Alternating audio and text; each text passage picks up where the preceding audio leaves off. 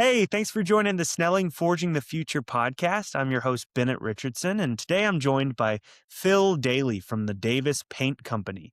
Phil is the vice president and general manager of this long-standing family-run paint manufacturer, where he spent decades leading a tight-knit team. Phil, thanks so much for joining today. I appreciate you having me on.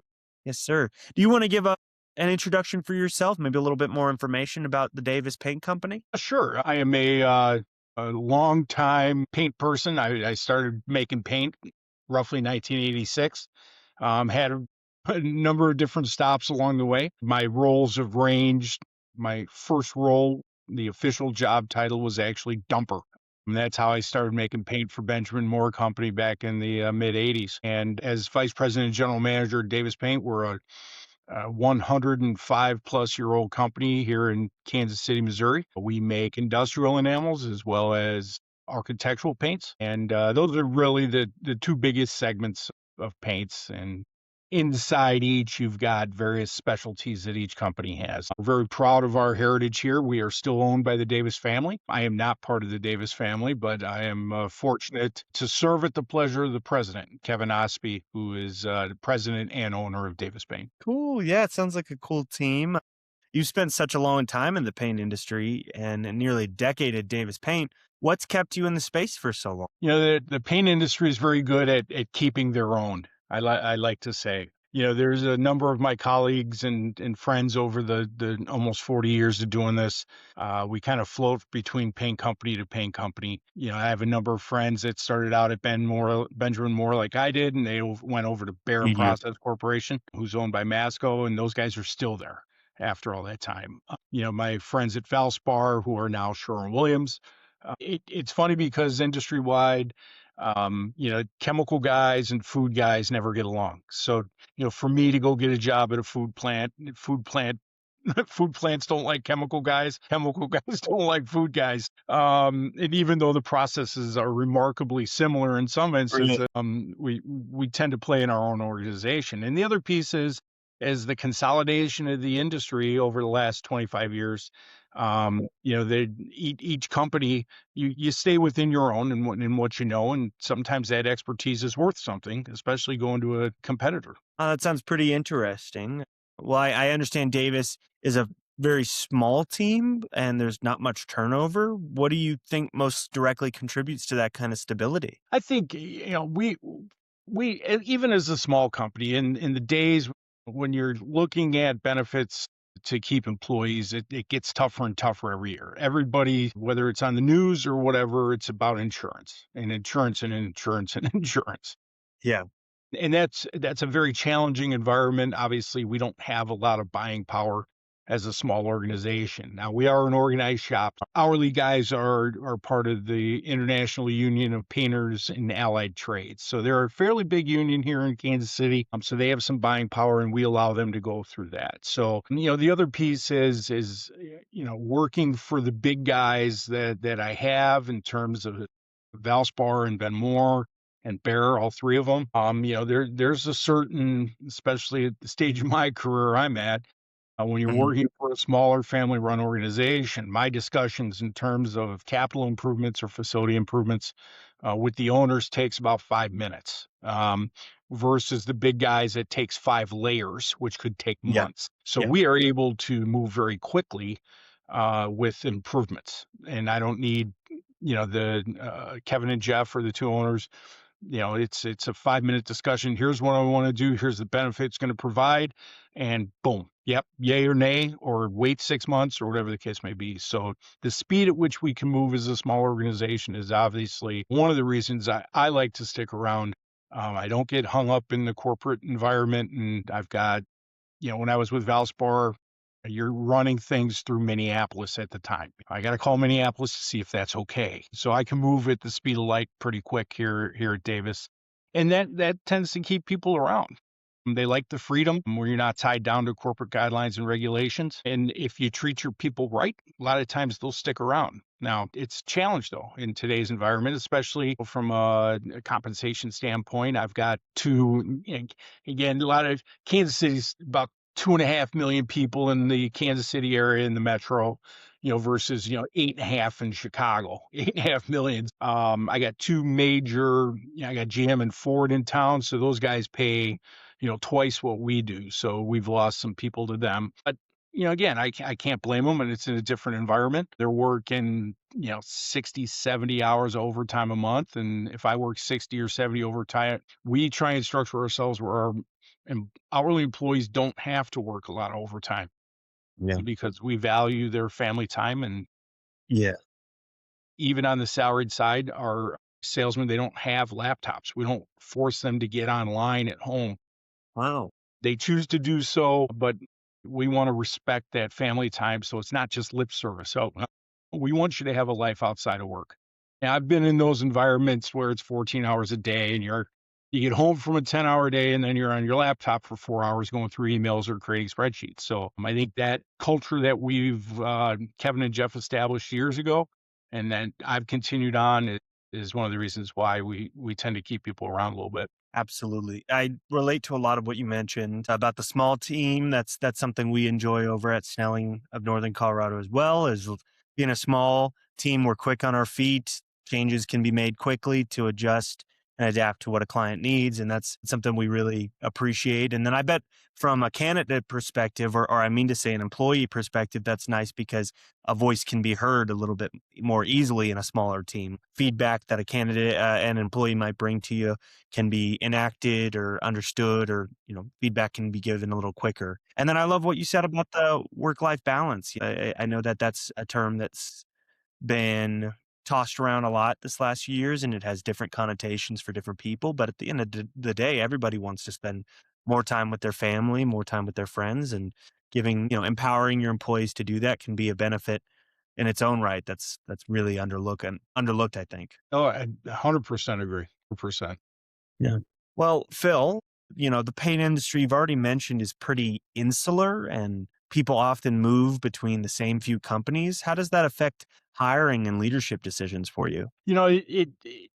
It's a challenge for the smaller guys, right? Because you Hmm. get somebody that wants to go to SW or Valspar, who is SW. It gets tough because obviously they've got a lot more access to the benefits side of it than we do, whether that's through employee stock purchases or just the cost to their benefits alone. It becomes a challenge. But again, I think when you couple, I think kind of the shift when people you start talking about work-life balance, a lot of people start listening. And I'll say, because I am old, and the younger generation really expects that work-life balance. We've had a number of interviews where, younger folks, especially on our technical side, have said, we want, 4 weeks vacation and this, that, and the other thing. And we're going, 4 weeks. This isn't Europe. Yeah, So, that's um, tough.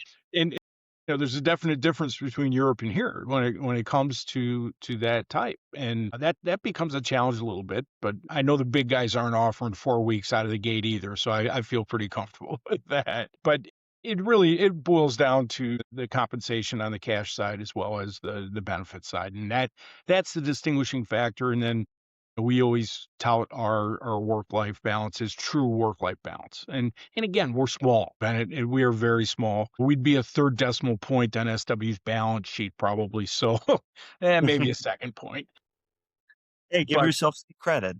yeah, I mean, they've survived for 105 years. The family's done well, and we're in a great position, and we feel very strongly about, number one, the health of the company, but products. Our products speak for themselves. When we start getting into really recruiting heavy, we just had a little bit of turnover in our technical group. Our technical director, after 35 years, retired.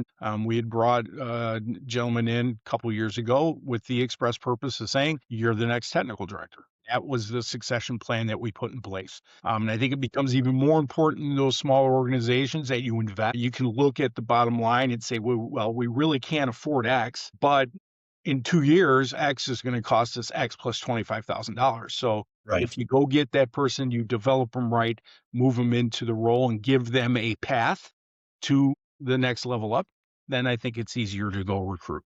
Hmm. Yeah. Yeah. You can't really say enough about making an org chart that allows for growth, even if it's not vertical and taking on new titles, as long as there's taking on new responsibilities every once in a while, that'll definitely be a benefit to a lot of candidates. Phil, you've shifted the business model, I understand, over the years. Fewer stores, more private labeling, more niche focus. How did those changes impact your workforce and operations? Well, that shift happened actually even before I got here. So Davis closed their last store in 2000. Right.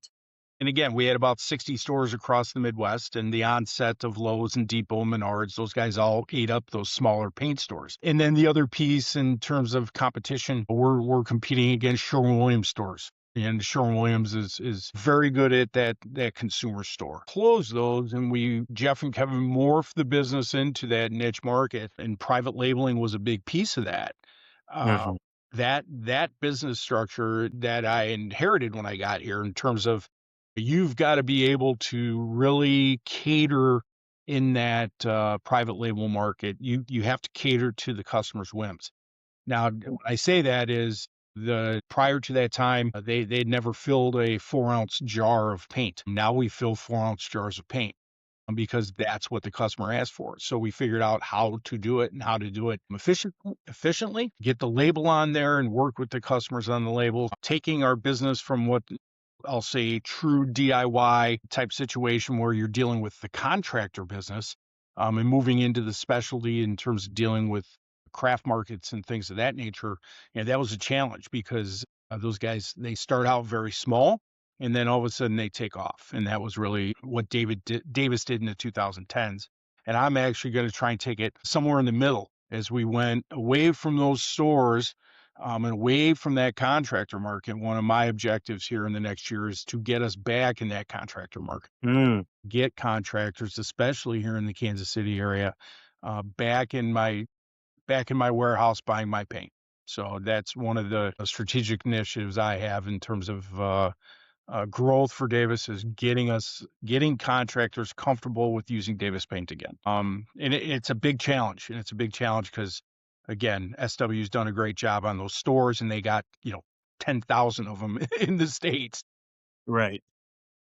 We've got great products. We benchmark very well against, from a performance standpoint, against all the bigs, and we're very proud of what we've done. So that's one of my initiatives that Kevin has tasked me with, is expanding ourselves and getting our products out there again to the contractors.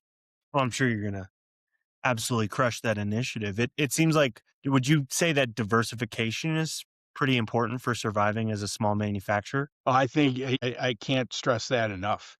We like to play in the niche markets, but we're also, I'll say, a custom formulator of paint, where Mhm. a lot of the big guys want to sell you a stock product off the shelf, and they don't want to spend a lot of time on customization and things of that nature. We've got some industrial customers that'll call and say, "Hey, we want this product to do X." Okay. And we make the formula adjustment, work with the customer, and get them a product. We give them their own formula. In some cases, we give them their own label. That even makes them happier. Perfectly fine by us. It's my paint in the bucket. My factory's busy, my guys are busy, and that's what we want to keep going. But you got to be able to kind of play in that space and be that responsive to the customers now. And I think that's where we can distinguish ourselves a little bit. And I'll say pick up the pieces where the bigs don't want to go. The bigs don't want to go into those smaller job shops and stuff like that. We'll eat those up all day long. So Yeah. that's how we get into the niche and keep ourselves busy. See a need, fill a need. That definitely makes sense. Okay. Well, Phil, when you do need to hire, what matters more to you? Industry experience or mindset and fit, and why? But that's a great question. I get asked that quite a bit, and for us here at Davis, in the approach I've taken, I can pretty much teach anybody how to make paint. Again, my career started out where I was a paint maker. I spent first 8 years slinging bags. This was back before bulk sacks, so you're cutting 200 bags into a batch, right? 10,000 pounds of pigment into a batch, and that's just what you did. Paint making in terms of how it's done, there are nuances in every different chemistry. In the end, I can teach anybody how to make paint. I can't teach people how to act and whether or not they interact well with the team. And that's, in previous lives, even in a unionized environment, I have union guys interview potential candidates. They're the ones that are going to have to work with them on the hourly side. and getting their feedback is critical. And I've received some criticisms in past lives for doing that. And I'm like, I'm there's nobody better to tell them what life is about at Davis Paint than the people that live it. Nothing wrong with that. And again, it's not about union and management. It's about what's best for the team. So teaching them and getting them a good fit. We had an interview for a technical position in our lab the other day, and as I told the technical director, I'm not here to tell you the molecules and all that other good stuff. Not me. Right. I'm a history major that makes paint. He's a technical guy. I'm there for the cultural fit. And that's where getting a good broad group of people to interview the candidates so you get that feel whether or not they'll fit in Davis's culture is how we do it here. So I'll let my TD tell me whether or not he's got the technical skills. I'm there to evaluate whether or not I think he's a good fit for us as a team. I could definitely see you being very good at that side of the interviewing and hiring process. That makes a lot of sense. I love it. I really do. I do enjoy that piece of it. I enjoy the development piece and leadership. That's one of my favorite passions. In turn, talking to my friends across the country that run businesses on the operations side, it's getting harder and harder to hire true leaders. Not people that want the extra money, but people that want to be leaders and want to be mentors for the next generation coming up. Yeah, yeah, I understand. Well, it's definitely something to pour some energy and resources into whenever an employer gets the chance. Phil, looking ahead, this is the last question. What gives you optimism about the future of Davis Paint as the economy starts to stabilize? I think as the economy stabilizes, we're going to see some growth in the industrial markets. And as tariffs and all the other, I'll say, world events happening around us, I think Davis is positioned well to continue to service our current customers and then grow our market share on the industrial side as well as on the consumer side, in terms of the types of products we have, as well as the ability for us to service quickly and wanting to be out there in front of it all as a team. My sales guys are out there beating the streets. It's kind of fun for me moving in the last 3 years more, even on the sales side and everything else. Where has been pretty much operations most of my career. So that smaller organization allows me the opportunity to be part of that growth strategy. And it centers around responsiveness to customers. You hear a lot, I think, in the world when it comes to service, right? So if you go to a restaurant and it takes them 45 minutes to get you a glass of water, where has service gone? We do not have an AI automated attendant and never will. The absolute philosophy of our company is when they call us, they get a person. Our customers call their orders in, and we want to stay away from that impersonal touch because we want to stay focused on our customers and be actively involved with them. Mhm. We may sprinkle a little bit of it into at least saying, hey, when you call a Davis Paint, it says, hey, who do you want to talk to? And Right. you press this for Right. Phil or Kevin or whatever. But Sure. our customers also have the direct line to their customer service rep. They call them, they place their order. They don't have to go through an automated attendant and answer 6 questions. And again, being small, we can do that. I don't have a customer service group of 60 different people, and I don't have 6,000 customers. It allows us to be more personable. And there are still guys in the market, industrial guys especially, that want that relationship selling. They want that personal contact. That's why I'm so adamant about my sales force touching base with their customers. They Mhm. want that, and I want that strategically for the company. I think that's how we continue to morph as the company's been a chameleon over its 105 years. We've survived world wars. We've survived a depression. Um, all of the stuff going on in the world, the collapse in 2008, we Mhm. survived. We're survivors. We will continue to survive and hopefully thrive with the help of our customers and the guys and gals that work for me. Wow. Well, I feel inspired. I'm not joking. I feel like I relate to a lot of what you just said. Again, Snelling being a smaller company over here in Northern Colorado, we also feel that we're like, I relate to what you said about being quick on our feet and being able to change and adapt. And I also relate to, wearing lots of hats and things like that. And then the same about the customer service side. I know every time I call any organization and I'm talking to a robot for a little bit, it's very frustrating, but especially if they're not understanding what you want. And they well, keep asking, well, how can I help you? You can yeah, help me by getting a live person, but I let's know. do I'm just this sitting there. first.